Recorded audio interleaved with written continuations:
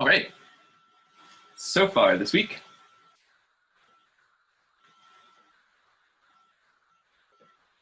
we have been talking about many ways of counting things.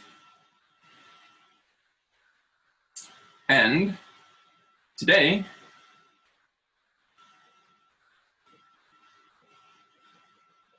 we are jumping into a new topic, although it is very closely related to counting, which is probability. Very exciting. Probability is hopefully going to be cool because, I've tried to pitch a lot of these topics as being interesting and useful.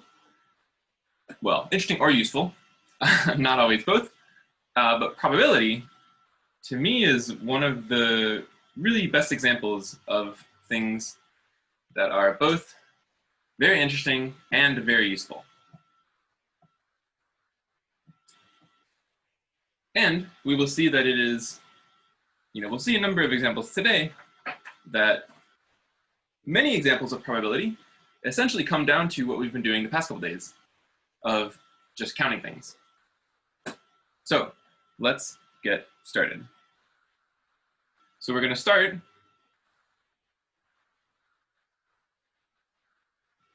and we will update this a little bit as we talk more and more about probability. But we're going to start with a very simple model of probability.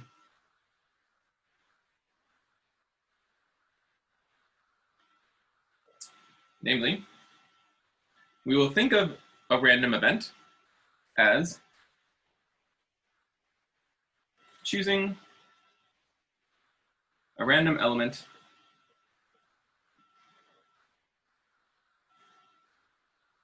from a set. We will, in all of the examples, at least that I've prepared so far, our set will be finite. But occasionally we might have to deal with countable sets. And you can do probability with any kind of sets. But once you get beyond finite or countable things, it stops being discrete and you start needing things like calculus. So we won't go there in this class. Right, so choosing a random element from a finite set S, which is called the sample space,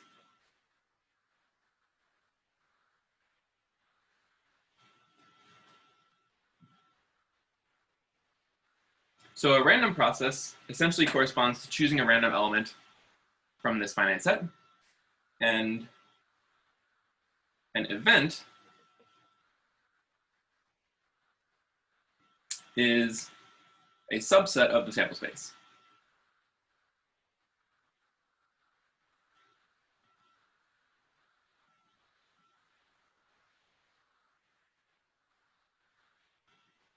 And then how we understand probability is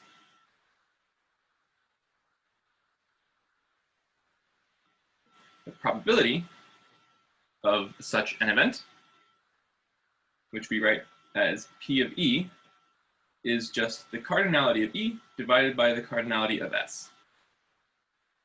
So first of all, you can see that this definition so far is only going to work for finite sets because we need to divide by the probability of S, so that cannot be infinity. And you can also see that this is, you can probably interpret this definition.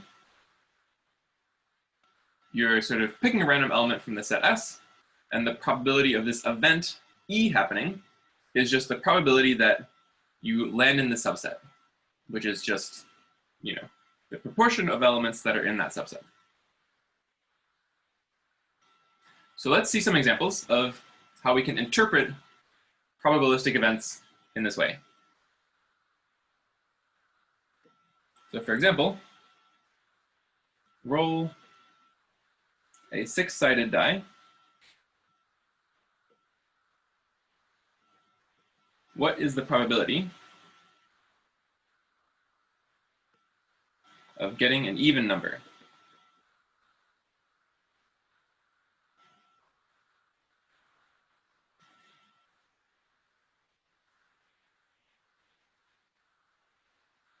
So to put that in this context, that we have just set up. In this example, S, our sample space. So S is the set of all possible outcomes of whatever thing we're doing. So when we roll a six-sided die, there are 6 possible outcomes. It could be 1, or 2, or 3, or 4, or 5, or 6. Those are all the possible results when you roll a six-sided die.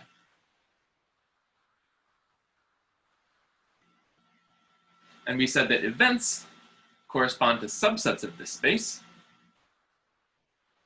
So for example, what is the probability, what is the event associated to rolling a 1? It would just be the subset consisting of 1. In this example, our event that we're concerned with is getting an even number as the result. So E, which is our subset of S, is the subset of even numbers.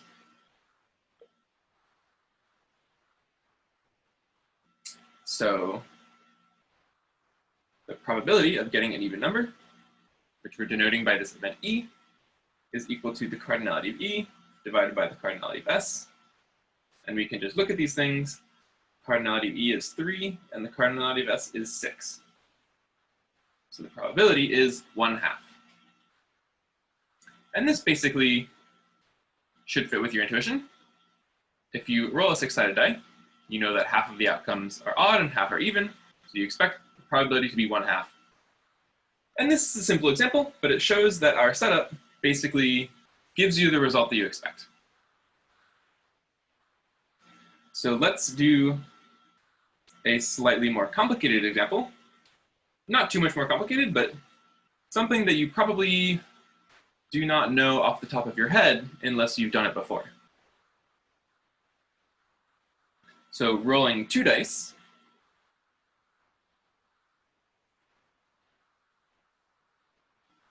what is the probability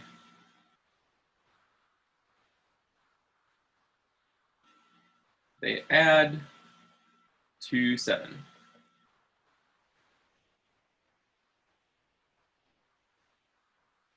So now we are rolling 2 dice.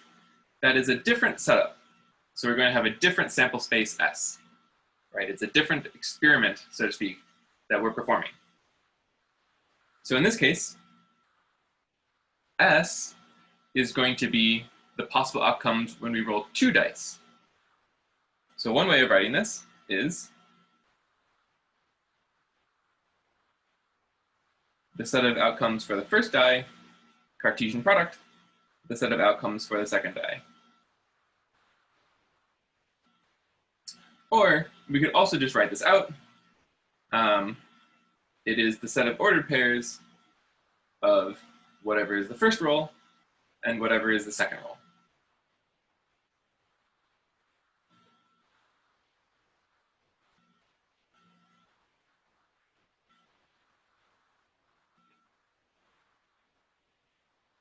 So this is our sample space. And our event is a subset of this sample space. And it is the subset of outcomes where the 2 dice add to 7. So we can just write down all those possibilities. How do you get 7 from 2 dice? 2 six-sided dice. I should try to be concrete about that because occasionally I will want to talk about dice with different numbers of sides. So how do you get 7 from 2 six-sided dice? You can have a 1 and a 6, or a 2 and a 5, or a 3 and a 4, or a 4 and a 3. And the fact that these things are different, so one of the nice things about being very formal with your probabilities is that it makes it clear, for example, that you consider the 2 dice to be different. Because for me, that's a common mistake that I might make, is should we consider the dice different or should we consider them the same? And when you write it in this setup, it's clear that the 2 dice are different. So these are different outcomes. Okay, and then we could have a 5 and then a 2, or a 6 and then a 1. So again, the probability of E is the cardinality of E divided by the cardinality of S. In this case, what are these two things? Well, 1, 2, 3, 4, 5, 6. There are 6 elements of E. And how many elements of S? Well, there's 6 elements in this set and 6 elements in that set. And you will remember from long ago that when you take the Cartesian product, you get the product of those cardinalities. So that's 36, or we can just write it like this and cancel out. We get 1/6. So when we roll 2 6-sided dice, the probability that I add to 7 is 1/6.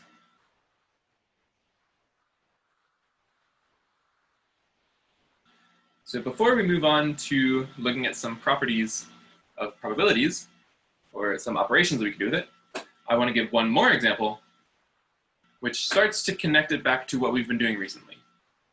Because in this model of probability that we've gotten so far, computing the probability of something essentially comes down to finding the cardinality of some sets, which is essentially a counting problem. So here is a more counting-flavored example.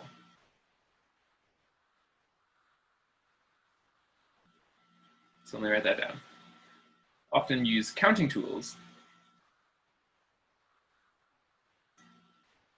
to find cardinality of E and cardinality of S. So for example, what is the probability of getting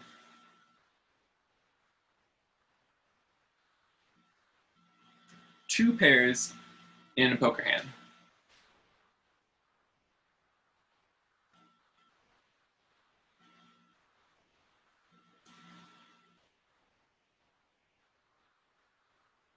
So what does this mean? This means you have 5 cards.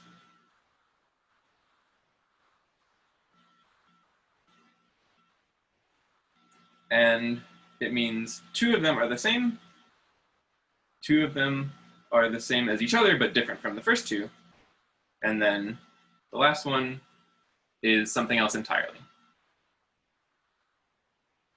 And let's give these some, just for fun.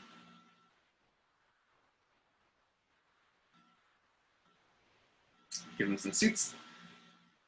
Okay, so how many ways are there to do this? So this is essentially looking like a counting problem, because we want to know if we're going to compute the probability of this, we need to know how many hands there are total and how many hands are 2 pair. So total hands,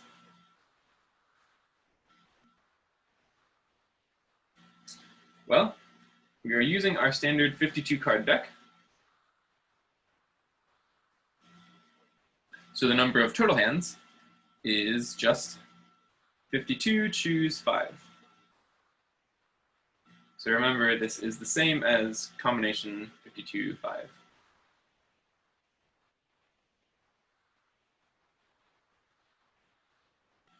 Then 2 pair hands. How do we determine one of these?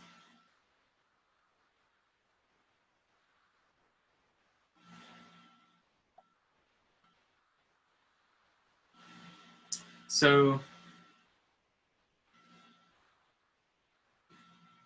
I forget if I said this explicitly, but a good strategy for doing counting problems like this is to try to break this down into a sequence of simpler steps.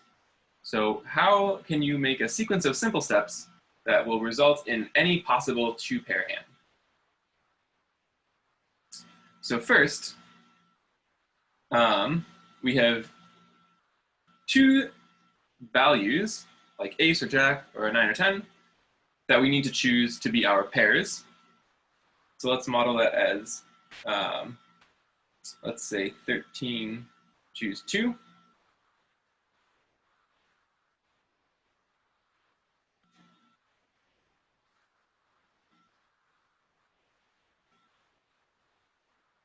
And we want to use combinations because we don't distinguish between the two pairs. They have the same number of cards. I mean, they're both 2 cards. So we don't distinguish them. Then we need to choose the particular cards that are making up each pair. So once we've chosen that they're going to be aces, there's 4 possible aces, and we want to choose 2 of them. And again, the order doesn't matter. So that's 4 choose 2 times 4 choose 2. And so that's this part nailed down. And then last, we have 1 card left over that just has to be not an ace and not a jack. So how do we choose that? That's just how many cards are remaining besides aces and jacks. There are 44 of those, which is 52 minus 8. And we're choosing 1.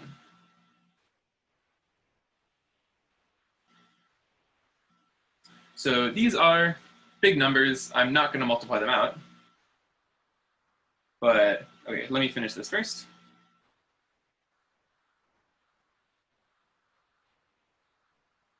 So first we chose values to make up our pairs. Now we're choosing specific cards to be in those 2 pairs. Then we're choosing, finally, 1 card different from both of those.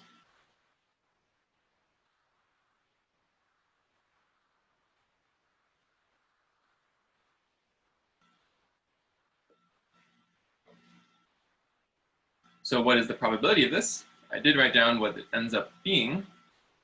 So the probability of 2 pairs is the cardinality of E divided by the cardinality of S, and that are these 2 values that we just computed. And if you calculate this out, it is about 0.048, or about 1 in 21, I think.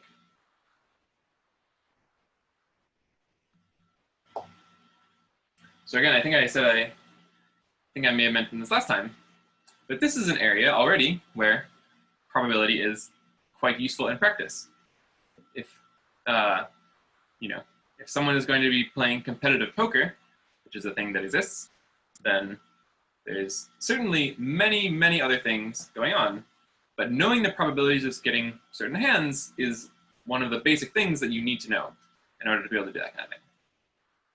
So these are our most basic examples of probability.